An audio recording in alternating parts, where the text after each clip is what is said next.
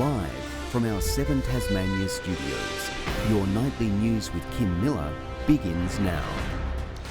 Good evening, everyone. First tonight, Tasmanian wildlife authorities have made the gut-wrenching decision to euthanise dozens of surviving false killer whales found beached on the west coast. Victoria Eastoe joins us live from Arthur River. Good evening to you, Vic. Now, how did they reach this agonising decision? Oh, it certainly wasn't their first choice, Kim. Conservation experts and rangers from the Environment Department have spent much of the day trying to refloat these animals and tow them back out to sea, but tides and rough waves have been working against them, pushing the whales back to shore. It's been a heartbreaking day for locals too, who first spotted the beach pod more than 24 hours ago. Lining a remote stretch of beach near Arthur River for as far as the eye can see, 157 false killer whales stranded ashore for more than 24 hours. The fate of 90 is still alive as of this afternoon, now in the hands of wildlife authorities. Following expert veterinary assessment, we have decided that euthanasia is necessary for animal welfare reasons. Euthanasia of animals this size is done by firearm, a very strict operating procedure that we go through to do that. The lack of crews on scene today running thin. Officials say they did all they could. We attempted to refloat. Unfortunately, we were unsuccessful with that as the ocean conditions were preventing the animals from getting out. Unfavourable weather is expected to continue for coming days as difficult terrain makes for a near impossible task. We have a lot up against us. We've given it a good crack this morning, but we're unfortunately running out of options. The West Coast is no stranger to mass stranding events involving pilot whales, not false killer whales, meaning this is the first time in around 50 years this particular species has washed ashore in Tasmania. Just how they steered so tragically off course remains unclear. So that's the million-dollar question. It can be, one individual that's sick or disorientated can draw the rest of the pod ashore. Rangers unable to confirm what will happen to the carcasses, but for now the message to the public is to stay away. We would like to ensure that the operational site is safe and that it is clear to allow whatever operations to occur unhindered. Victoria Eastoe, 7 Tasmania News. The Bob Brown Foundation is calling for politicians to be held accountable after obtaining footage showing dead salmon outside farming pens and fish oil chunks washing up on Tasmanian beaches. The group now wants state leaders to admit the industry is in crisis. Rockcliffe, Albanese and all of those politicians that hold this industry as world class need to answer what exactly is happening on our waterways to cause so many animals to suffer and die. That the Bob Brown Foundation is anti-everything, but I think it's surprising just how out of touch they become. They're about as popular as a fart in a lift at the moment. The federal government says it's committed to backing the salmon industry, while Huon Aquaculture says the washed up material is not toxic as it continues to engage with the EPA. There are fears food quality at the Launceston General Hospital could decline as the government considers moving kitchen services off-site. The Health Minister is adamant there will be no change in standards as she spruiks a boost to dental services in Tasmania. University graduates Dylan and Courtney have had their hearts set on pursuing a dentistry career, moving from New Zealand to fine-tune their skills before entering the workforce, hoping to call Tasmania home. Paediatric dentistry is something that's really inspiring and I've found quite rewarding. I love the bush and hiking and camping, so there's a lot of that to be done here. They're among 11 aspiring dentists currently taking part in the state's oral health program, training with nation-leading technology. It's more comfortable for the patient it's actually a lot more accurate and we get better outcomes for the patients. But a lack of appointments has seen Tasmania record the longest wait times in the country, according to recent data.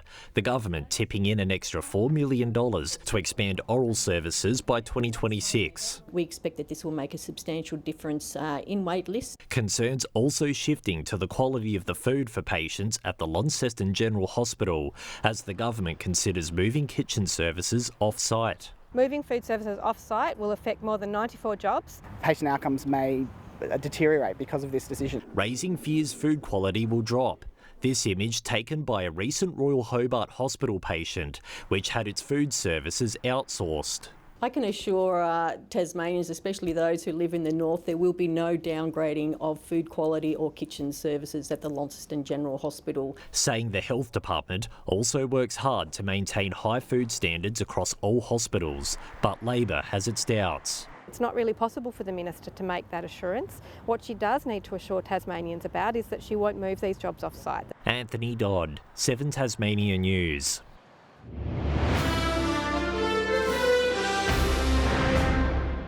With cost of living making it harder for Tasmanians to access health services, calls are growing for an urgent care clinic to be created in Sorell. Federal Lines candidate Rebecca White launching a petition for one to be delivered. I want to get the community support for the idea, to be able to demonstrate to the Health Minister that this is needed, and it is needed. The state's Health Minister labelling the move as shameless politicking. Don't start a petition off during an election campaign unless you know the end result. Ms White says a petition is required to make a case to the federal government. Labor's Braddon candidate Anne Urquhart has also started a petition for a clinic in her electorate.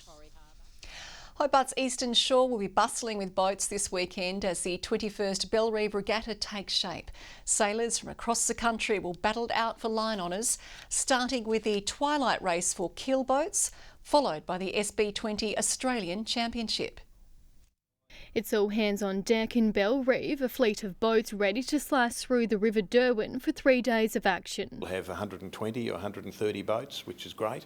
The beach style of boats and the keel boats and the top of the range keelboat sailors, as well as these SB20s, which are just a fantastic sports boat. Back-to-back races hitting the swell in the afternoon, reeling in sailors from across the country. Youth sailors, and there may be 8-year-olds, sometimes even 7-year-olds sailing, and those right through to people who maybe even be in their 80s. I like going fast and the results. I just love getting to have a bigger fleet and having lots of races because it's good practice. World champions from the Open, Youth and Women's Division all battling for line honours. We've got some world-class sailors sailing them here that have done very well in the World Championships just a few weeks ago. So the competition will be very hot. The SB20 Australian Championship title is set to be a major draw card. The SBs are a very fast boat off-wind. You'll see the colourful spinnakers as they're planing downwind, which is getting their speed up faster than the wind. So that's very exciting for people to see. With the weekend weather looking ideal, organisers say it's going to be a fight to the finish. Very, very close racing. Generally, there'll be less than a minute that separates the top 5 or 6 boats. And for boat enthusiasts lacking sea legs, there's plenty of action on land. Great food, great entertainment, and there's just a great atmosphere. We're hopeful between 1,000 to 1,500. Those competitors, families, friends and supporters. Rebecca Gardiner, 7 Tasmania News. Records keep tumbling at Launceston Airport, with almost 160,000 people coming and going last month, making it the busiest January ever, eclipsing the previous high set in 2019 by 9,000 passengers. With the federal election on the horizon, airport bosses are hoping to lock in money to keep growing. Working on a future program to build Tasmania's biggest freight and logistics hub. These investments do require some support from federal and state governments. Modest amounts of federal investment could actually lead to hundreds of millions of dollars of private investment here to expand the passenger and freight offerings. Monday, January 6 was the busiest day in the airport's 94-year history. It's a program which has helped foster our best footballers. Now, Auskick is celebrating a major milestone. More than 2,500 Tasmanian youngsters signed up to the program last year as momentum builds ahead of the Devils' debut in 2028. friends, fun and footy. Happy birthday! Celebrating 30 years of the AFL's Auskick program, our next generation of budding stars using the milestone to showcase their skills. I love how you get to kick the footy around and play with all your friends. You get to practice a lot and stuff. There are 68 Auskick community centres across Tasmania, with the program growing by 38% compared to last year. Community clubs, to be honest, are only as strong as their Auskick. Auskick is where the dream starts. It's where many of the AFL's biggest names kicked off their careers. I reckon if you were to canvass most AFL elite footballers right now, their journey started in Auskick. It's actually a rarity where it didn't.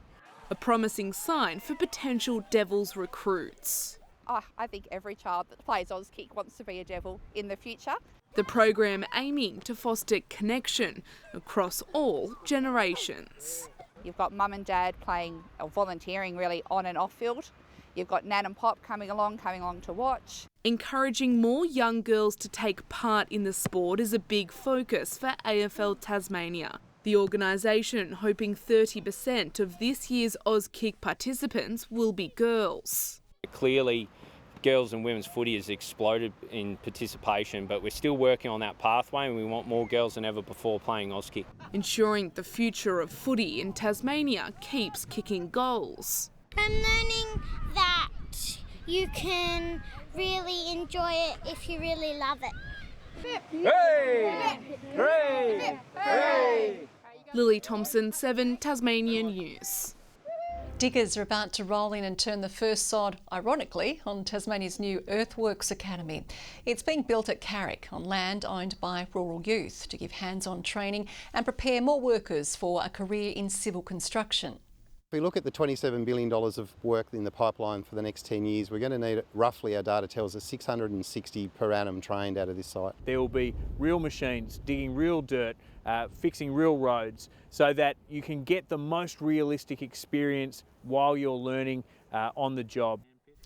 $4.3 million from the state government will build the classrooms and buy machinery for the academy.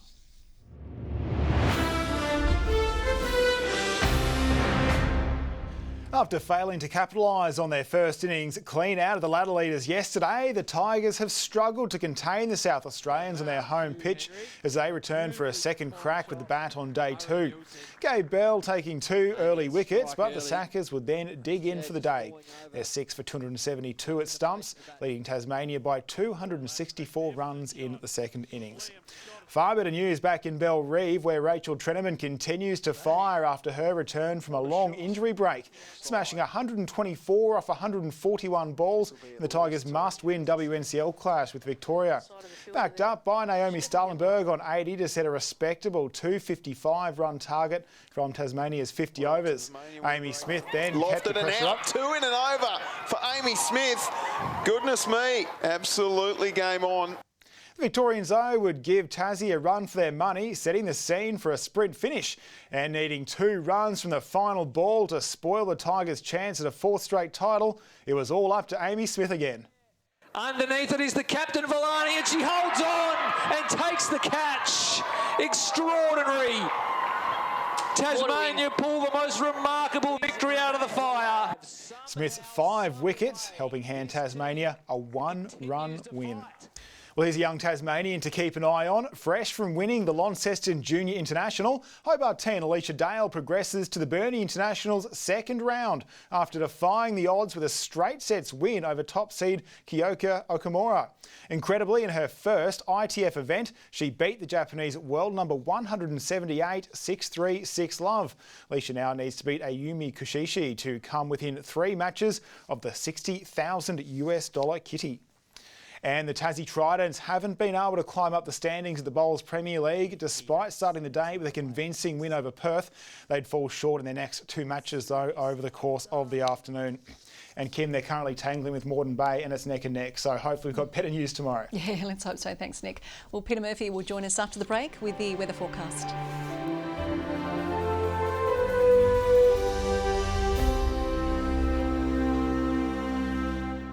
Good evening. Hobart and Burnie, 21 degrees today. Launceston, Scottsdale and Friendly Beach is our warmest with 23. 22 today in Devonport. Below average temperatures again. The cool southwesterlies upon us. St Helens recorded 22. Lowhead and Bushy Park 20. Smithton and the Bass Strait Islands 19. Strawn on top of 17. A few showers over the west and south with cloudy conditions over those regions today. More cloud sits over the southeast of the mainland and through Bass Strait. A tropical low is bringing cloud off the Kimberley coast in the far north. Tomorrow the high moves to the eastern Bight region, extending a ridge our way, so those southwesterlies will continue, and at strengths of about 20 to 25 knots, but maybe to 30 knots early over the southeast. They won't swing back around to the north until at least Friday. We do have a strong wind warning in the southeast. That's from Wineglass Bay to southeast Cape. Hobart tomorrow expecting 19, a cloudy day. Cygnet the same for New Norfolk as well, 19 the top. 23 for Launceston and partly cloudy, a sunny day for Devonport, 22 the top, 22 also for Campbelltown. Burnie a high of 22, a possible shower for Strawn, 18 and 21 for Smithton. St Helens a high of 21, partly cloudy for Swansea, 22 the maximum and 21 for Fingal. On Friday, fine all over. Sunny weather over the east coast, 25 for St Helens. Fresh and gusty winds over the east and northwest on Saturday, but fine until a late shower over the northwest. And on Sunday, the showers back, extending statewide during the morning. Sunny and warm in Perth and Adelaide tomorrow, a cloudy 21 forecast for Melbourne. A shower for Sydney, 24 there, a partly cloudy 30 in Brisbane. Partly cloudy in Hobart, it's 14 at the moment, 18 in Launceston, 16 right now in Devonport. Last night, Kim, Swansea. Forgot to mention that coming up very shortly is the Echo Festival along the East Coast, a festival of the senses, showing everything that the East Coast has to offer. That's March 14 through to 16. I've done my commitment to the East Coast now. Back to you. You're a good ambassador. Thanks, Murph. Well, we've come to the end of tonight's bulletin. Thanks for joining us this evening. Good night, everyone.